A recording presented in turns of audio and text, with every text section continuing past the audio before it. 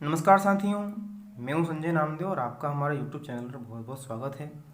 आज के भाग में हमारा विषय है कक्षा 11वीं मैथ्स, जिसका कि पहले भाग में हमने देखा कि समुच्चय जो है हमारा, उसमें क्या परिचय है, उसकी क्या परिभाषा है, किस तरह के समुच्चय होते हैं, इसके बारे में हमने जाना था। आज हम दूसरे भाग में प्रश्नावली 1A.1 के प्रश्नों को हल करवा रहे हैं।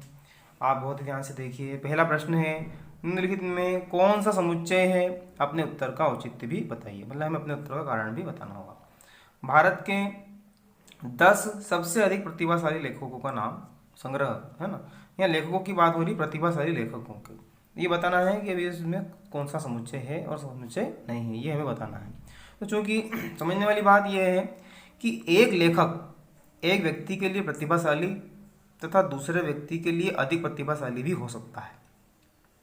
मतलब एक के लिए तो प्रतिभाशाली और दूसरे के लिए सबसे अधिक प्रतिभाशाली भी वो हो सकता है।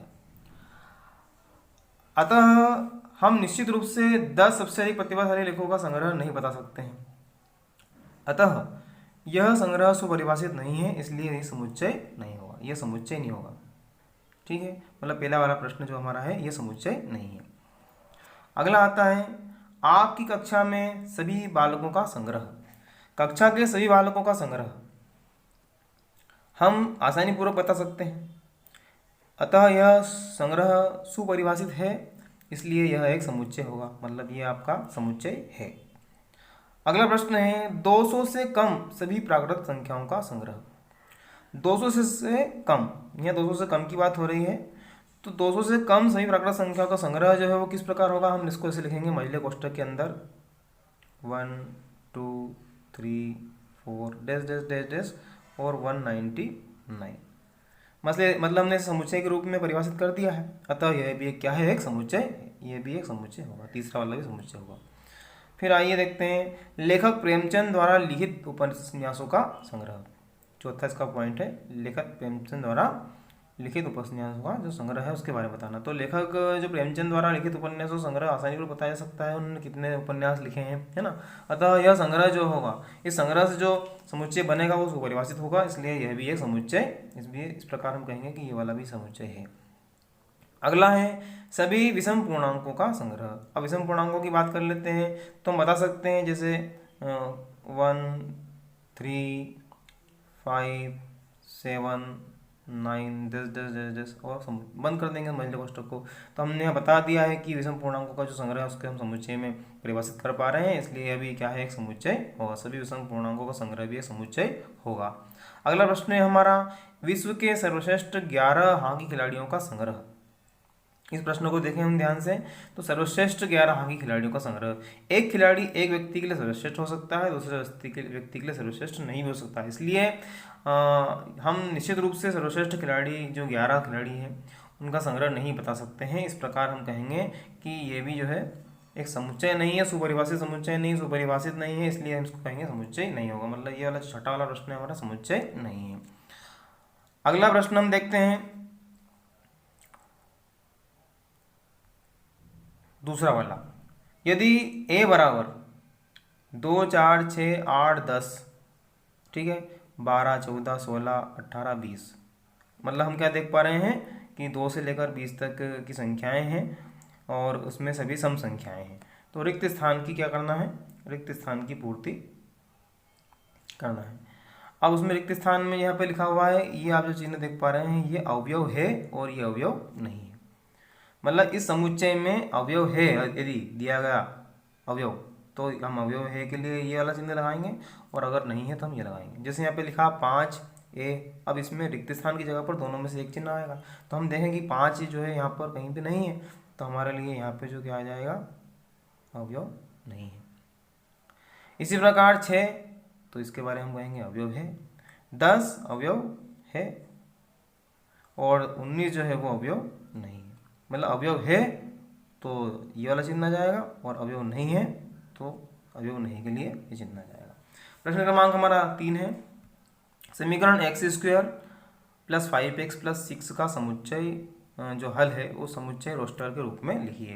तो सबसे पहले तो क्या है, हमने कक्षा 10वीं में पढ़ा x² प्लस 5x प्लस 6 को हम एक समीकरण गुणनखंड विधि से या किसी प्रकार से हल कर करके हम इसको हल करेंगे यदि, तो हमें x के दो मान प्राप्त होंगे। एक तो x का मान प्राप्त होगा हमको -3, और दूसरा जो हमें x का मान प्राप्त होगा -2। इसको आप हल करेंगे और आपको प्राप्त होगा मतलब x+3 x+2 = 0। तो x बराबर -3 और x बराबर -2 हमें प्राप्त हो जाएगा।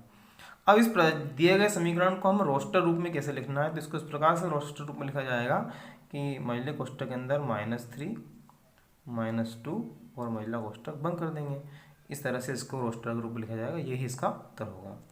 इसी प्रकार हमारा अगला प्रश्न है, समीकरण x² - 4x+3 का हल समुच्चय रोस्टर रूप में लिखिए। तो x² - 4x+3 को भी जब हम हल करेंगे तो हमें x के दो मान प्राप्त होंगे। एक तो x का मान प्राप्त होगा 1 और दूसरा प्राप्त होगा 3, 1 और 3।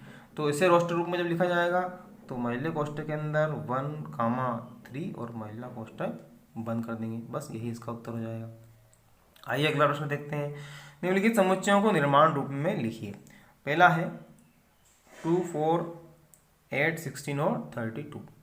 ठीक है, अब निर्माण रूप में लिखना है तो दिए हुए समुच्चय के अवयव 2 की घात के रूप में है। देखिए, पहला अंक 2 की घात 1, दूसरा अंक 2 की घात 2 मतलब 4, 2 की घात 3 मतलब 8, 2 की घात 4 मतलब 16 और 2 की घात 5 मतलब 25। मतलब सभी जो अवयव है वो क्रमशः 2 की घात के रूप में है। और n जो है उसका मान क्या, 1, 2, 3, 4, 5 मतलब 32 के लिए क्या हमने 5 घात बताई आपको।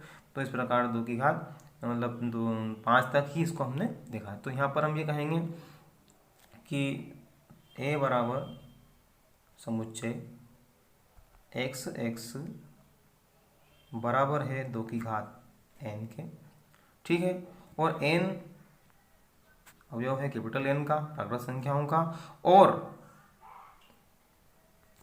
हम कहेंगे कि जो n की वैल्यू है स्मॉल n की वो 5 से छोटी और 5 के बराबर है। मतलब n का मान 5 तक है, 1 से लेकर 5 तक है, और n क्या है, प्राकृत संख्या मतलब 1 से 5 तक है। ये इसका निर्माण रूप हो जाएगा। आगे चलें, अगला प्रश्न देखें इसी का। तो 149 100।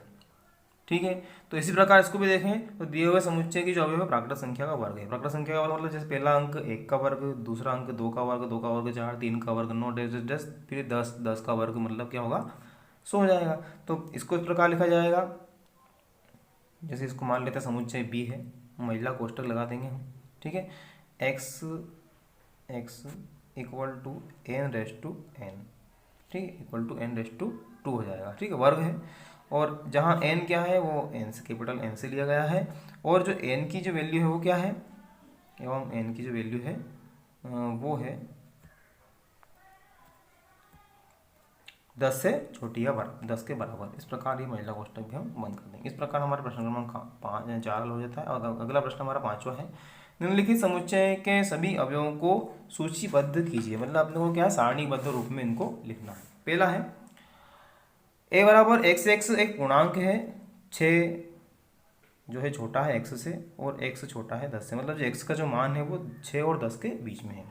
यहाँ पर 6 और 10 के बीच में x की वैल्यू दी गई है। अब 6 और 10 के बीच में जो वैल्यू दी गई है तो इसका मतलब क्या हुआ, इसको सारणीबद्ध करना है। तो a बराबर महिला कोष्ठक के अंदर 6 उपस्थित नहीं है, मतलब 7, 8 और 9। इस तरह से इसका हल हो जाएगा सारणीबद्ध रूप में। अगला है a = x वर्ष का ऐसा महीना जिसमें 30 दिन होते हैं। अब वर्ष का ऐसा महीना जिसमें 30 दिन होते हैं तो इसको आप मन से भी कर सकते हैं कि 30 दिन वाले जो महीने आपको उनके नाम आपको यहाँ पे लिखना है। ये आपके लिए होमवर्क रहेगा। आपको महिला कोष्ठक के अंदर उनके सभी के कामा लगाते हुए नाम लिखना है। जो महीने के जो भी महीने होते हैं जिनमें 30 दिन होते हैं, 31 और 29 या 28 की जगह जो दिन महीने वाले हैं उनको आपको नहीं लिखना, बस खाली 30 दिन वाले लिखना। अभी आपको अच्छे से पता है। ठीक है, फिर अगला देखते हैं। अंग्रेजी वर्णमाला का एक व्यंजन है जो जे से पहले आता है। अब आप अंग्रेजी वर्णमाला जो अल्फ़ाबेट है उसको आप जानते ही हैं, और स्वर क्या है, व्यंजन क्या है, ये हमको सब पता है। तो आपको ये बताना है कि जो जे से पहले आते हैं उनके बारे में आपको बताना है कि जे से पहले कौन सा व्यंजन आता है। तो उसको भी आप महिला कोष्ठक के अंदर बंद करके और आराम से बता सकते हैं, देखकर लिख सकते हैं। ठीक है, इस प्रकार साथियों आपकी प्रश्नावली समाप्त होती है। अगले भाग में हम आपको अगले प्रश्नावली के सब प्रश्नों को हल करवाएंगे। यदि आप हमारे चैनल पर नए हैं तो हमारे चैनल को जरूर लाइक सब्सक्राइब कीजिए और अपने दोस्तों के साथ शेयर कीजिए। बहुत बहुत धन्यवाद।